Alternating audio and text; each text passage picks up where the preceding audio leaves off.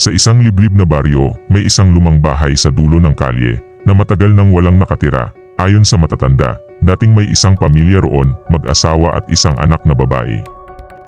Isang gabi, nagliliyab ang bahay, natagpuan ang bangkay ng mag-asawa. Ngunit ang bata ay nawala. Mula noon walang sinuman ang naglakas loob na tumira roon. Si Miguel, isang bagong salta sa baryo, ay hindi naniniwala sa mga kwentong multo. Dahil sa murang renta, kinuha niya ang bahay. Wala namang multo, mga alamat lang yan, sabi niya sa sarili. Ngunit pagsapit ng hating gabi, nagising siya sa tunog ng mga yabag sa sahig na kahoy. Siguro dagalang, bulong niya, ngunit nang lumingon siya, may nakita siyang anino ng isang bata sa pintuan ng kanyang silid. Kinabukasan, nagtanong siya sa mga kapitbahay, "Huwag mong pansinin tol," sabi ng isang matandang lalaki, "kung di mo siya papansinin, hindi ka niya gagalawin." Pero hindi nakinig si Miguel.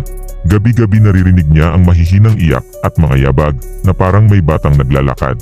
Hanggang isang gabi, may naramdaman siyang malamig na kamay na humawak sa kanyang paa. Napabalikwas siya ng bangon at nakita niya ang isang batang babae. Gusgusin, sunog ang kalahati ng mukha at may malalalim na mata. Nandito na sila, mahina nitong bulong.